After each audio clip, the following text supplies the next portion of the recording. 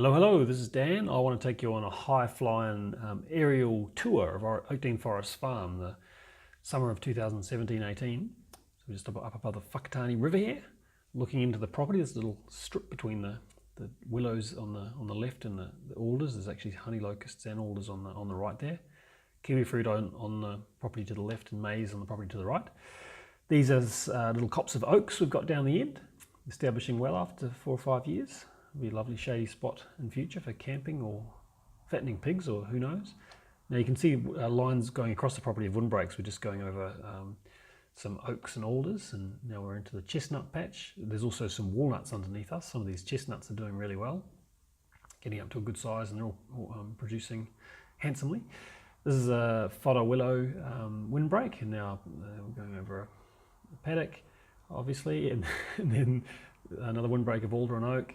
And now we're cruising in for a low pass over the pecans with a strip of hazelnuts on the left. And then we've got Abram's garden where he's growing potatoes and other veggies. Another paddock before we hit the windbreak, defying the entry into Mum and Dad's homestead with some of their berry cage down the bottom there, orchard, Mum and Dad's house, the lake there on the right, or the future lake, Mum's veggie garden coming into the village green. And we've got the cabins on the left and the barn on the right.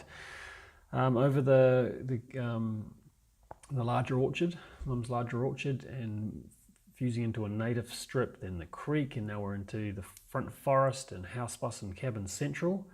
This front forest is just up to 12 years old, these plantings, and really coming to its own. We'll do a bit more cruising around there and I can show you some of the different plantings. That was when we arrived, and this was after a bit of mowing and thinning out some of the trees to allow the others to grow further and enlarge their canopies. The redwood patch really came into its own this summer, so it's just the most beautiful place. You're drawn to, it's shady and so on, and there we are having a chat with Pete and Lou,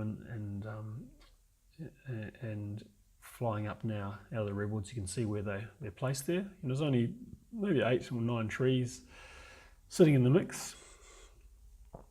Next to there's blackwoods and eucalypts and acacias and lots of oaks, alders, casuarinas, all kinds of stuff, some black walnut in that mix.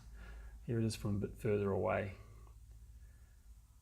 Looking a lot more open after the mow and prune, but that'll be a closed canopy situation. So, you know, future flying above once the trees are up to size. In summer, they're all deciduous, so no leaves in winter, but in summer you won't see much of the ground at all, apart from the odd clearing that we will have defined. And you can see the nice curving access path there. It's just feeling beautiful. This spot we're looking at here will be dominated by oaks. A few other things around the outside, and then you come up through there's a few eucalypts and then to a blackwood patch before the redwoods over on the left.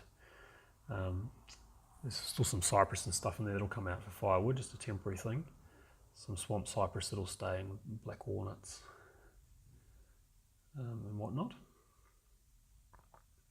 This was might have been a swamp gum, I'm not quite sure. It took a while to get going, but it's quite lovely. So we left 3 of them in there. And there's a few river red gums floating around this area as well.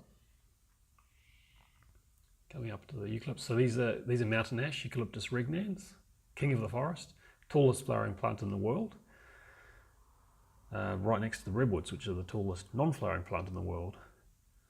And the redwoods they're just getting a wriggle on. And both of these trees in the past grew to 100 metres plus. I think we're going to have a closer look at one of the Eucalyptus regnans. You can see we're setting up a truck tarp there for the gathering we had in January. There's the old Bedford, which came through the floods in April 2017 and is in great shape.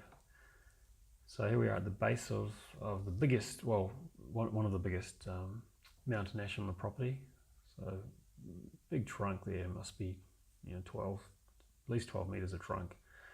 Big canopy, and 21 metres high at this stage. All those two are neck and neck, aren't they? And you can see the wider river flat and the ranges in the background there. Whoa! And the willow, it's a big willow that's planted next door, it's overhanging. All right, time to move along the property bit. So let's have a look. Here's the, you can see the creek and the orchard and mum and dad, the barn. Now mum and dad's garden and their little house, which is looking lovely. We did the design and implementation of this area maybe 3 years ago now, and it was fun to be able to see it from up high, having only seen it from the ground, and the only images like this were the ones we'd drawn in the process of mapping it out.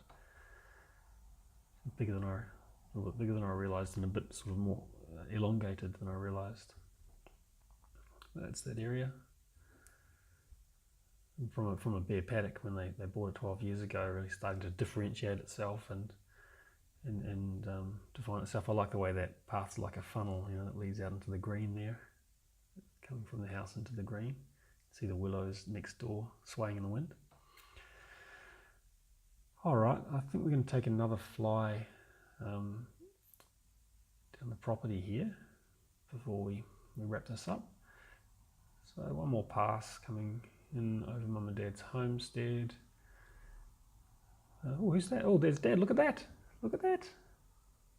Waving to us. So it's friendly. We should stop and say hi. See what he's up to. Yeah, let's pop down a bit closer. Thumbs up. Oh, he's in a good mood. Yeah, that's great. All right, we'll go and say hi. We'll return his hospitality. Hey, Dad. How you doing? What's that? You want us to come inside? Is that right? Okay. Oh, sorry we can't stick around. We got places to be, things to do. So we're gonna bring it home. And oh, who's that there? Oh, there's that Brett and Eve, the girls that were visiting. It's Brett's tiny house next to the barn there. Hello, hello. I don't think they'd seen this annoying mechanical blowfly at this stage. Oh, you can see the netted cherry there, and that is about that. That's where the property is at. 12 years in, and we'll look forward to sharing future updates. All right, catch you later.